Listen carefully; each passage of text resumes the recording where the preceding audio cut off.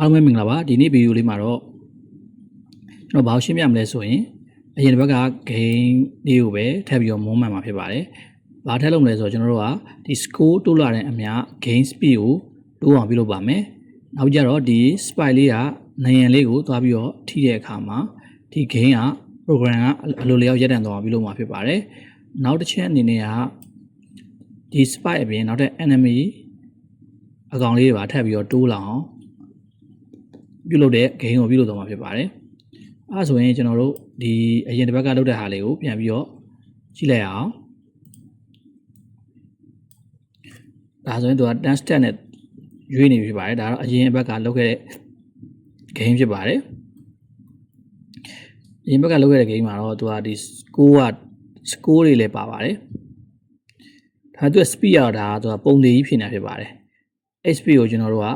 game level ရပို့ပြီးတော့မြန်အောင်ပြုလုပ်ရှင်တာဖြစ်ပါတယ်။အဲ့အတွက်ကျွန်တော်တို့အနေနဲ့ဘာလုပ်ရမလဲဆိုရင်ဒီ score တက်လာတဲ့အမျှ game speed ကိုမြန်အောင်ကုတ်ထပ်ပြင်ပြီးတော့ရေးမှာပဲဖြစ်ပါတယ်။အဲ့လိုဆိုရင်ဘယ်လိုလုပ်မလဲဆိုတော့ကြည့်လိုက်အောင်။အဓိကဘယ်မှာပြင်ရမလဲဆိုကျွန်တော်တို့ဒီ move 10 step ကိုကျွန်တော်ကဒီ score ဆိုတဲ့ variable တွေနဲ့ပေါင်းပေးလိုက်မယ်။အဲ့ဒါဆိုရင်သူက speed ကscore တစ်ခုတက်တိုင်းမှာဒီ speed ကပိုမြန်သွားမှာဖြစ်ပါတယ်။အဲဆိုတော့ကျွန်တော်တို့က variable သွားလိုက်ပါ။ variable မှာ score ကိုကျွန်တော်တို့ကကြီးညာပြီးသားဖြစ်ပါတယ်။အဲဒါကြောင့် score ကိုယူလိုက်ပါ။အဲ့ဒါကိုကျွန်တော်တို့ကပေါင်းချင်တာဖြစ်ပါတယ်။ပေါင်းချင်တဲ့ကြောင့်ဆို operator ဆိုတဲ့ခြေကိုသွားလိုက်ပါ။အဲ့ဒါ score ရဲ့ကျွန်တော်ဘာရဲ့ပေါင်းမှာလဲဆိုတော့ဒီ10 step ရဲ့ပေါင်းရမှာ။အဲ့10ကိုပေါင်းလိုက်ပါ။ပေါင်းပြီးတော့ဒီ move နေရာကိုထည့်လိုက်ပါ။ဒါဆိုရင်မို့နေရာမှာ score plus 10ဖြစ်သွားပါပြီဥပမာဆိုရင် score က1ဆိုရင်10နဲ့ပေါင်းရင်11ဖြစ်သွားပါမယ်2ဆိုရင်12ပေါ့အစရှိသဖြင့်ဖြစ်ပါတယ်ဒါဆိုရင်စမ်းကြည့်အောင်အဲ1မှာ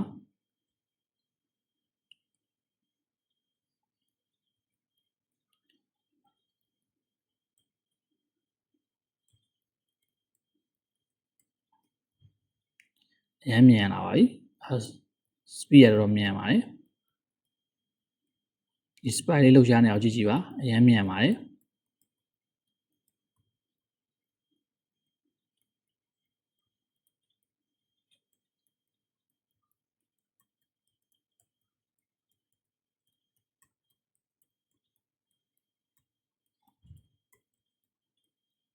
တော်လေးကိုမြန်ပါတယ်ဒါကကျွန်တော်တို့ဒီ score တက်လာတဲ့အမျှ speed ကိုတိုးအောင်ပြုလုပ်တာပဲဖြစ်ပါတယ်နောက်တစ်ဆင့်အနေနဲ့ကဘာလုပ်ချင်တာလဲဆိုတော့ကျွန်တော်တို့ကဒီ spy လေးကဒီနေအောင်သွားတက်တဲ့အခါမှာဒီ program ကြီးကိုရက်တက်သွားအောင်ပြုလုပ်ရှင်တာဖြစ်ပါတယ်အဲ့အတွက်ကျွန်တော်တို့ကဘယ်လိုသွားရမလဲဆိုရင် control သွားလိုက်ပါ control တွေကကျွန်တော်တို့ if then block နဲ့ရေးအောင်ပေါ့နော် if then block ကိုယူလိုက်ပါ if then block ကိုယူလိုက်ပါဒီနေရပေါင်းထိနေတာဖြစ်တယ်ထိတယ်ဆိုတာအာယုံခံတာဖြစ်ပါတယ် sensing ဖြစ်ပါတယ်အဲအောင် sensing block ကိုသွားလိုက်ပါ sensing block တွေက touching ထိရဆို touching ပေါ့နော် touching ကိုယူလိုက်ပါဘာနဲ့ထိမှာလဲဒီ spy လေးကဘာနဲ့ထိမှာလဲဆိုရင်ဒီနေရနဲ့ထိမှာနေရဆို age ပေါ့နော် age နဲ့ထိရမှာကျွန်တော်တို့ဘာဖြစ်ချင်တာလဲဘာဖြစ်ချင်တာလဲဆိုတော့ကျွန်တော်ဒီ program ကိုရပ်တန့်ချင်တာဖြစ်တဲ့အတွက်ကြောင့် control တွေက stop all ကိုဒီ block မှာထည့်ပေးလိုက်ပါဒီဟာနောက်ဆုံး move ကတော့အောက်ဆုံးမှာသူ့အလိုလိုထည့်ပေးလိုက်ပါ forever loop တွေကိုထည့်ပေးလိုက်ပါအဲဆိုရင်ကျွန်တော်တို့ program အလုပ်လုပ်မလို့စမ်းကြည့်အောင်1လုပ်ပါတယ်ရက်တန်လားမရက်တန်ဒါဆိုရက်သွားပါပြီဒါဆိုကျွန်တော် program စပြီးအလုပ်လုပ်ပါပြီဒီနေရအောင်ထိရတယ်သူကရက်သွားဖြစ်ပါတယ်ဒါဆိုရက်သွားပြန်ထိရင်ရက်သွားပါပြီဒါဆိုအလုပ်လုပ်တယ်ပြောအောင်ဖြစ်ပါတယ်speed မြန်လာလေကျွန်တော်တို့ကပို့ပြီးထိန်းရခတ်ပြီးတော့နေရနဲ့တိုက်ဖို့ပိုများပါတယ်ဒါဆို gain ရဲ့ခက်ခဲမှုကပို့ပြီးခက်ခဲလာရဖြစ်ပါတယ် level gain တွေကစားရတာပို့ပြီး level မြင့်လာလို့ပေါ့ဒါဆိုသဘောပေါက်နားလည်မယ်လို့ကျွန်တော်အနေနဲ့ယူဆပါတယ်ဒီဘက်မှာတော့ကျွန်တော်တို့က enemy character လေးကိုထပ်ပြီးတော့ပေါင်းထည့်ပြီးတော့ပို့ပြီးတော့စိတ်ဝင်စားအောင်လှုပ်ရှားမှုကပို့ပြီးစိတ်ဝင်စားပြီးလုပ်မှာဖြစ်ပါတယ်ဒီကပထမဆုံး enemy character ပါ enemy character ကိုကျွန်တော်တို့ကအရင်ဆုံးဒီ costume နဲ့မှာသွားဆွဲရပါမယ် ဒီ enemy character လေးကိုသွားဆွဲရပါမယ်ဒါကကျွန်တော်တို့အချိန်ကြာမှာဖြစ်တဲ့ကြောင့်အသေးစိတ်တော့ဆွဲမပြတော့ပါဘူးကျွန်တော်ကုတ်အပိုင်းပဲပြောပြတော့ပါမယ်အဲဆိုတော့ကျွန်တော်တို့ကဒီရဲ့ enemy ရဲ့ကုတ်ကိုရေးပါမယ် enemy မှာကုတ်ကဘာရေးရမှာလဲဆိုတော့ဖြစ်ချင်တာကြတော့ဒီခရမ်းရောင်လေးတွေကိုဒီ enemy ကနေပြီးအနောက်ကနေလိုက်ချင်တာဖြစ်ပါတယ်အဲ့ဒါဆိုရင်ကျွန်တော်တို့နေရေးရမှာကဒီ enemy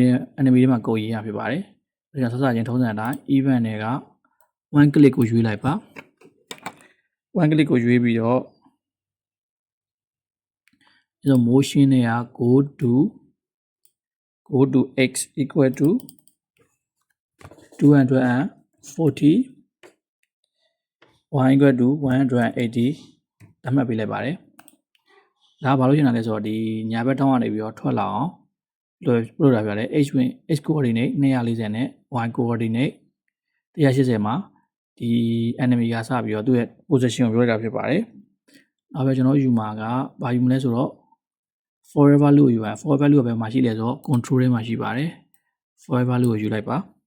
forever loop ကိုယူပြီးရင်ကျွန်တော်တို့ကဒီ spine နောက်ကိုလိုက်ချင်တာဆိုကျွန်တော်ကအရင်ဆုံးမျက်နှာမူအောင်ပြုလုပ်ရမယ် point 2w ဆိုတော့သုံးပါမယ် point 2w ဆိုတာကဒီ spine လေးကသူ့ဘက်ကိုမျက်နှာမူအောင်ပြုလုပ်ရဖြစ်ပါတယ်အဲကြောင့်ကျွန်တော်တို့က motion နဲ့က point 2w ဘယ်လိုလာမလဲဆိုတော့ဒီခန်းရောင်ကောင်းလေးကိုထိချင်ဖြစ်ပါတယ်အဲကြောင့်သူက bit လို့ယူလိုက်ပါတယ်နောက်ပြီးတော့ဒီကတော့အနောက်ကလိုက်ချင်တာဖြစ်ပါတယ်လိုက်ချင်တာဖြစ်တဲ့အတွက်ကြောင့် move 10 step ဆိုတော့သူနဲ့အညီဖြစ်နေမှာဖြစ်ပါတယ်အဲကြောင့်သူ့ကို step ကိုတော့နည်းနည်း short ပေးလိုက်ပါမယ် 5 လို့ပေးလိုက်ပါမယ်အဲဆိုရင်ကုတ်လုံးမလို့ကြည့်လိုက်ရအောင်ဒါဆိုရင်ကျွန်တော်ကုတ်လေးအလုပ်လုပ်ပါတယ်ဒီ spy လေးက enemy လေးကကျွန်တော်အနောက်ကိုလိုက်ပြီးတော့ဖမ်းနေပြီဖြစ်ပါတယ်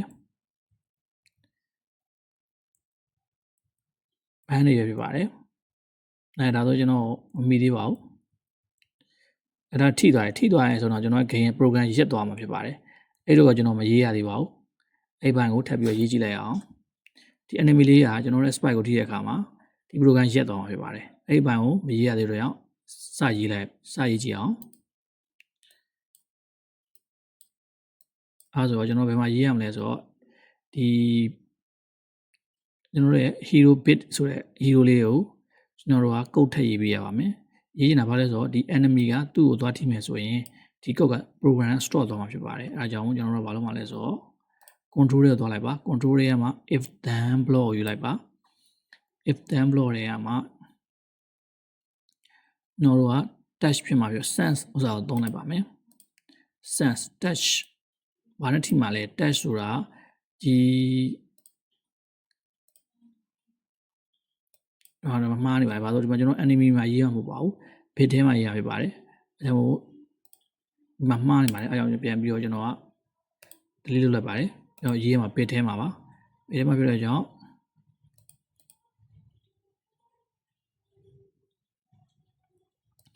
if then block ကိုသုံးပါမယ် if then block နဲ့ sensing block ကိုသုံးပါမယ်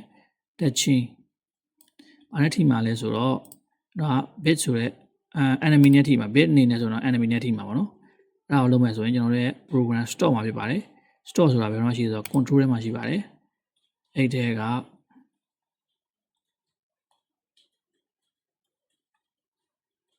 control ထဲမှာပါ stop all ဆိုတာထည့်လိုက်ပါအဲဆိုရင်သူရဲ့ဒီ forever loop အောက်ထဲကိုထည့်လိုက်ပါမယ်ဒီ down အောက်ကိုထည့်လိုက်ပါမယ်အဲဆိုကျွန်တော် program ကကြည့်ပါမယ်ဒီ enemy လေးကဒီ hero character လေးကိုထိတဲ့အခါမှာဒီ program ရက်သွားမြတ်သွားတာစမ်းကြည့်ပါမယ်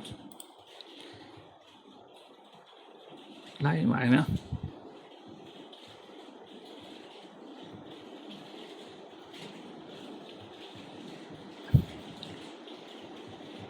အားဒါဆိုရင်ကျွန်တော် program လုပ်လိုက်ပါတယ်ဒီ enemy နဲ့ကျွန်တော်ရဲ့ hero လေးကအထိသွားတဲ့အခါမှာကျွန်တော် program ရက်သွားရပါတယ်ဒါကြောင့်မို့ဒီကျွန်တော်ရဲ့ကုတ်ကအလုပ်လုပ်ရလို့ယူဆလို့ရပါတယ်နောက်တစ်ချက်အနေနဲ့က game ကိုပို့ပြီးစိတ်ဝင်စားဖို့ကောင်းအောင်ဒီကသူက enemy ရဲ့တကောင်နဲ့နောက်တဲ့ enemy ရဲ့အများကြီးကနေပြီးတော့နောက်ကနေပြီးတော့ လိုက်တဲ့ပုံစံမျိုးလုပ်ချင်တယ်ဆိုရင် ကျွန်တော်တို့ကဒီ enemy ကိုကလုံးလုံးမှာဖြစ်ပါတယ်ကလုံးလုံးချင်တယ်ဆိုတဲ့အကြောင်းဘယ်ခါမျိုးမှာကျွန်တော်ကလုံးလုံးရမလဲစဉ်းစားကြပါဘယ်ခါမှာကလုံးလုံးရမလဲဆိုတော့ကျွန်တော်တို့ကဒီခရမ်းရောင်တွေကဒီငပြောသီးလေးကိုစားလိုက်တဲ့အခါမှာကလုံးကနောက်တစ်ကောင်တိုးလာမှာဖြစ်ပါတယ်အဲ့လိုမျိုးယူဆလိုက်ပါမယ်အဲဒါကြောင့်ကျွန်တော်တို့ကဒီ1ဒီ bit ဆိုတဲ့အကောင်လေးက banana ကိုထိတဲ့အခါမှာကလုံးတိဆောက်မှာဖြစ်ပါတယ်ကလုံးတိဆောက်မယ်ဆိုတော့ကလုံးတိဆောက်ခြင်းကျွန်တော် event ဆင်မှာရှိပါတယ်sorry မလို့အဲ့ကြောင့်ကျွန်တော်ကလုံးကိုတိဆောက်ခြင်းတဲ့ကြောင့်ဖြစ်တဲ့အတွက်ကြောင့် touch ဖြစ်တာနဲ့ကျွန်တော်တို့က create ကလုံးဆိုတော့ဒီဘာကိုကလုံးလုံးမှာလဲ enemy ကိုကလုံးလုံးမှာလေဟုတ်တယ်မလားအဲကြောင့်ကျွန်တော်တို့ enemy ကိုရွေးပြလိုက်ပါအဲဆိုရင်ဒီ bit ဆိုတဲ့အကောင်လေးက banana ကိုထည့်တာနဲ့ကလုံးဆိုတဲ့အကောင်လေးတစ်ကောင်ထွက်လာမှာဖြစ်ပါတယ်ကဲအဲဆိုအလုံးလုံးလို့စမ်းကြည့်အောင်အဲဆိုနောက်တစ်ကောင်ထွက်လာပါပြီဒါပေမဲ့သူလှုပ်ရှားမှုတော့မရှိသေးပါဘူးရက်နေပါသေးတယ်အဲတော့ကျွန်တော်ထိလိုက်တယ်မယ်ကျွန်တော်တို့ကကလုံးကိုထိရင်လည်းကျွန်တော်ကရှုံးမှာဖြစ်ပါတယ်အဲတော့ရက်သွားဖြစ်ပါတယ်အဲ့ဒီတော့ကျွန်တော်အနေနဲ့ကဒီကလုံးနဲ့လည်းဒီအနောက်ကိုလိုက်ရမှာဖြစ်ပါတယ်လိုက်အောင်ဖြစ်တဲ့အတွက်ကြောင့်မကုတ်အနှဲငယ်ပြင်ရမှာဖြစ်ပါတယ်အဲဆိုတော့ကျွန်တော်အနေနဲ့1 static as ကလုံးအနေနဲ့တတ်မှတ်တဲ့အခါမှာဒီအရှိကဟိုဟာကိုပဲ enemy ကကုတ်တွေကိုပဲယူသုံးလို့ရပါတယ်အဲဆိုတော့ကျွန်တော်တို့က duplicate လုပ်လိုက်ပါမယ်အဲ့ဒါကိုအနောက်ကိုအောက်ကိုထည့်လိုက်ပါအဲဆိုရင်ဒီအောက်မှာပဲပြန်ပေါ်နေမှာဖြစ်ပါတယ်အဲဆိုရင်ကျွန်တော်တို့ဥစ္စာကိုစမ်းကြည့်အောင်ကလုံးကစလိုက်နေပါပြီဒေါင်းကနေထွက်လာဖြစ်ပါတယ်အဲတော့ကျွန်တော်ထိရတဲ့ရှုံးမှာဖြစ်ပါတယ်လိုက်တယ်ခင်ဗျာဒ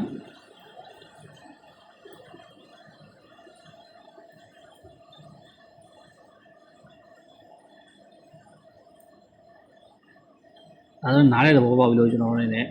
ယူဆပါတယ်အဲ့ဒါလောက်ပါပဲ